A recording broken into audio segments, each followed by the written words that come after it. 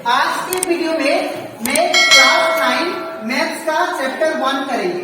ठीक है, तो यहाँ पे चैप्टर 1 का दैट इज हम लोग स्टार्ट करेंगे आज एक्सरसाइज 1.1।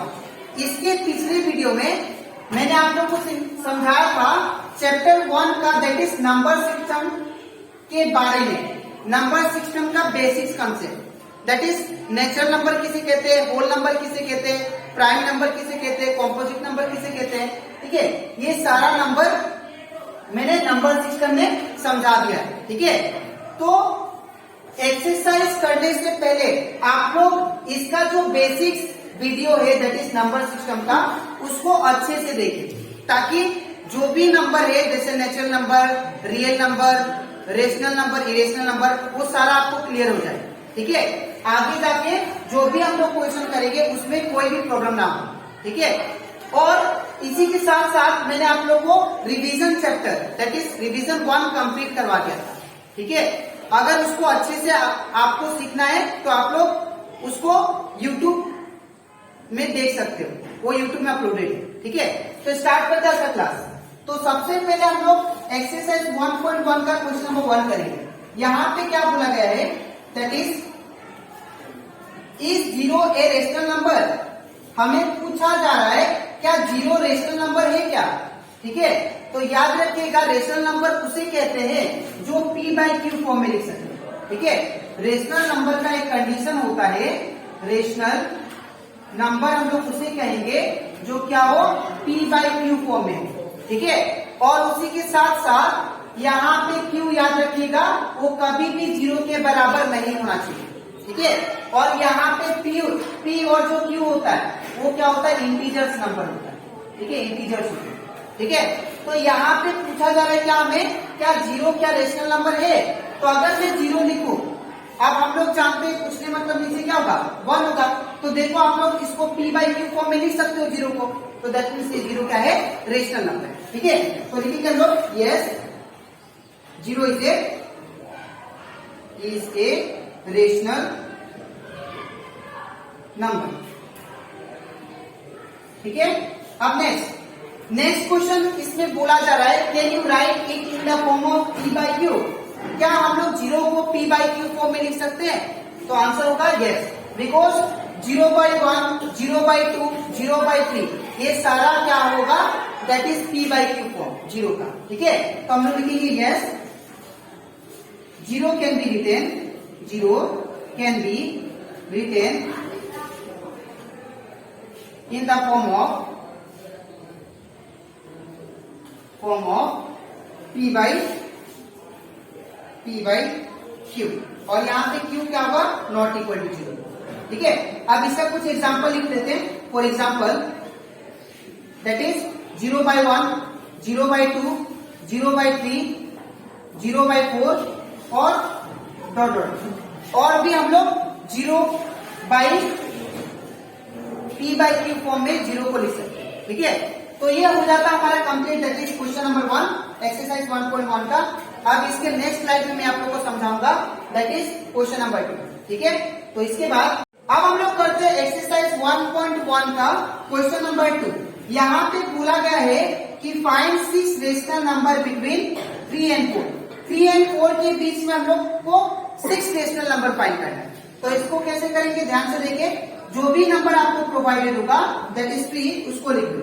ठीक है, अब नीचे कुछ मतलब 1, फिर नंबर क्या प्रोवाइडेड है दूसरा 4, तो 4 नीचे 1।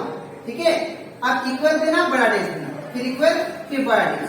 ठीक है, अब 3/1 ये आप लोग सेम लिखोगे एक बार, ये 4/1 आप लोग सेम लिखोगे। ठीक है, अब इंटू इंटू इंटू इंटू। अब हमें एक चीज याद रखना है कि आप लोग याद रखना कि यहाँ पे हम लोग को दोनों नंबर का डिनोमिनेटर सेम रखना है। ठीक है, तो अगर डिनोमिनेटर सेम रखना है तो अगर मैं इधर 10 का मल्टीप्लाई करता हूँ, ठीक है, तो 1 10 का कितना होगा 10। ठीक है, तो नीचे 10 किया तो ऊपर भी कंपल्सरी कितना करना पड़ेगा 10। ठीक है, और 10 4 से कितना हो जाएगा 40।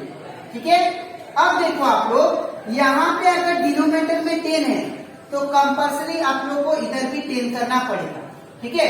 तो 1 कितना जा 10 आता है, 10 जा, तो 1 10 जा 10। और अगर नीचे 10 किया तो ऊपर भी कंपल्सरी कितना करना पड़ेगा 10, और 10 3 जा कितना हो गया 30। तो हम लोग क्या लिखेंगे, अब 30/10 और 40/10 के बीच में बहुत सारा क्या बोल सकते हैं रेशनल नंबर आता है, तो उसको हम लोग लिख लेंगे, ठीक है। तो therefore 6 rational number between 3 and 4, 3 and 4 क्या क्या होगा, तो आप लोग को 30 और 40 के बीच में जितना भी नंबर है लिखना है, ये ना कि 30 लिखना है, ठीक है। तो 30 के बाद क्या आता है, इज 31/10, 32/10, ठीक है, 33/10, उसके बाद 34/10, उसके बाद 35/10, उसके बाद 36/10, ठीक है। तो ये 6 रेशनल नंबर हो गया जो कि 3 और 4 के बीच में लाई करता है, ठीक है। तो ये हो जाता है हमारा कंप्लीट क्वेश्चन नंबर 2। अब इसके नेक्स्ट स्लाइड में मैं आप लोगों को समझाऊंगा क्वेश्चन नंबर 3, ठीक है। तो इसके बाद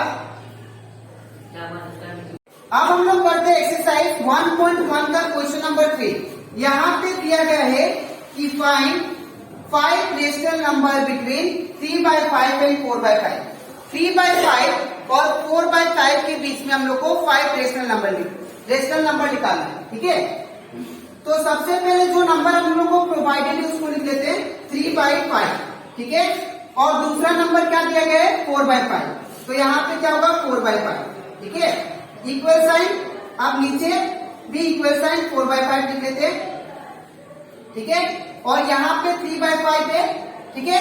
अब हमें ऐसा नंबर मल्टीप्लाई करना है ताकि दोनों नंबर का डिनोमिनेटर क्या जाए, यहाँ पे भी डिनोमिनेटर सेम, यहाँ पे भी डिनोमिनेटर सेम, ठीक है। तो हम लोग क्या करते हैं, 5 में अगर मैं 4 मल्टीप्लाई करता हूं, ठीक है ना, या 5 में अगर मैं 10 मल्टीप्लाई करता हूं तो 10 5 में कितना हो जाएगा 50, ठीक है। और नीचे 10 किया तो कंपल्सरी ऊपर भी क्या करना पड़ेगा, मुझे 10 करना पड़ेगा, तो इंटू 10, तो ये कितना हो जाएगा, दैट इज 10 4 जा 40 और 10 5 जा कितना हो जाएगा 50, ठीक है। अब यहाँ पे अगर 50 है डिनोमिनेटर तो इधर भी मुझे क्या लेके आना पड़ेगा 50, ठीक है।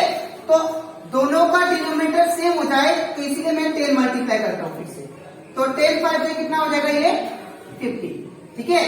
तो अगर नीचे 10 किया तो ऊपर भी क्या होगा 10, और 10 3 जा कितना हो गया 30, ठीक है। तो यहाँ पे अगर आप लोग देखो 30 और 40 के बीच में बहुत सारा रेशनल नंबर लाई करते हैं, ठीक है। तो उसको लिख लेते हैं देयरफॉर 5 रेशनल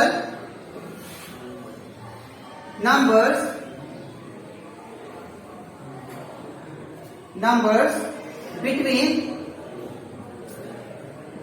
3/5 एंड 4/5 इज क्या क्या हो जाएगा, दैट इज 30 और 40 के बीच वाला नंबर लिखना आपको, ठीक है।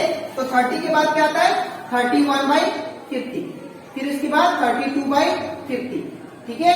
उसके बाद 33/50, उसके बाद 34/50, उसके बाद 35/50। तो ये 5 रेशनल नंबर आ गया 3/5 एंड 4/5 के बीच में, ठीक है। तो ये कंप्लीट हो जाता है हमारा क्वेश्चन नंबर 3 एक्सरसाइज 1.1 का। अब इसके नेक्स्ट स्लाइड में मैं आप लोगों को समझाऊंगा दैट इज क्वेश्चन नंबर 4, ठीक है। तो इसके बाद अब हम लोग करेंगे चैप्टर 1 का एक्सरसाइज 1.1 का क्वेश्चन नंबर 4। इसमें दिया गया है state whether the following statements are true और false. We have to identify whether the following sentence are true और फॉल्स। इसमें ट्रू और फॉल्स जस्टिफाई करके आप लोग को इसका रीजन भी लिखना है, ठीक है। ये ट्रू है तो क्यों है और फॉल्स है तो क्यों है, उसका जस्टिफिकेशन भी देना है। तो यहाँ पे सबसे पहला पॉइंट है that is every natural number is a whole number. तो अगर आपको ये स्टेटमेंट का अगर स्टेटमेंट पता करना है कि ट्रू है कि फॉल्स है तो आप लोग को ये नेचुरल नंबर और होल नंबर क्लियर होना चाहिए, ठीक है। तो अगर हम लोग बात करें होल नंबर का, तो होल नंबर स्टार्ट होता है 0 से, ठीक है। होल नंबर जो होता है वो 0 से स्टार्ट होता है, 0 1 2 3 और या तो इंफिनिटी तक जाता है, ठीक है।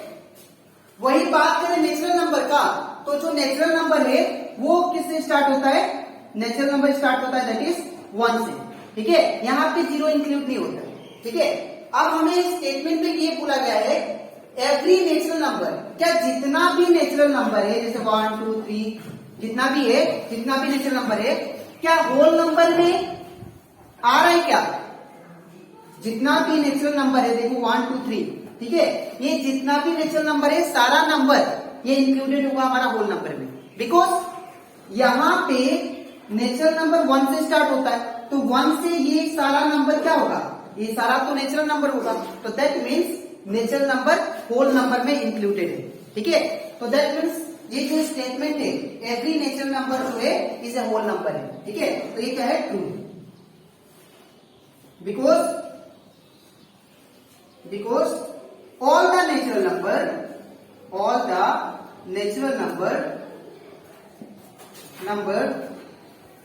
are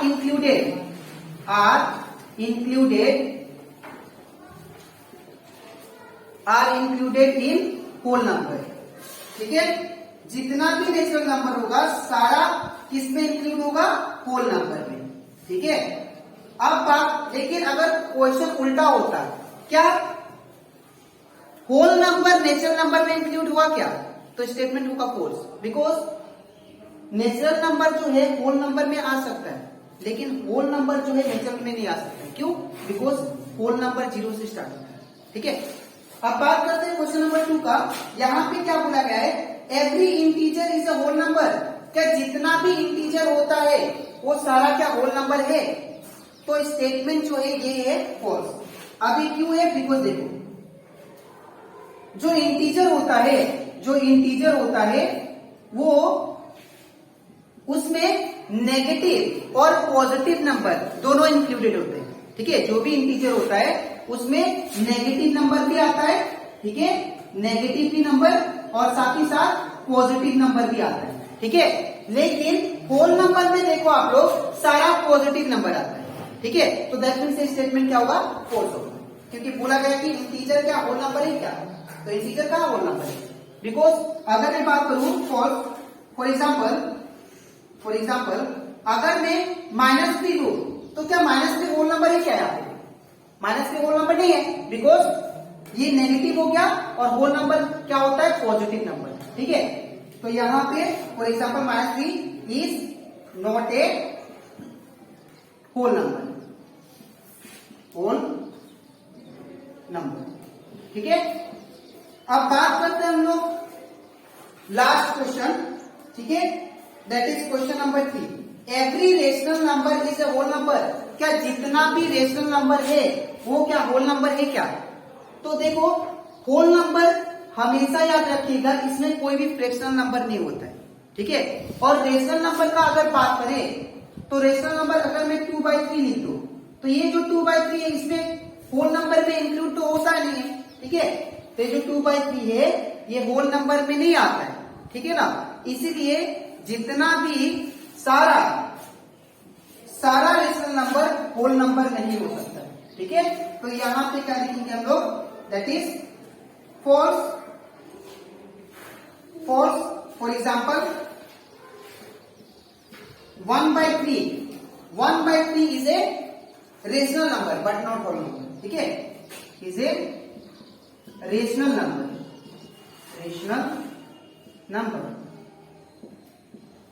but not a whole number, ठीक है। तो ये हो जाता हमारा complete, that is question number 4, और ये इसी के साथ साथ हमारा एक्सरसाइज 1.1 भी कंप्लीट हो चुका, ठीक है। अब इसके नेक्स्ट वीडियो में मैं आप लोगों को दैट इज चैप्टर 1 का नंबर सिस्टम का एक्सरसाइज 1.2 करेंगे, ठीक है। तो आज के लिए इतना ही, मिलते हैं नेक्स्ट वीडियो, तब तक के लिए।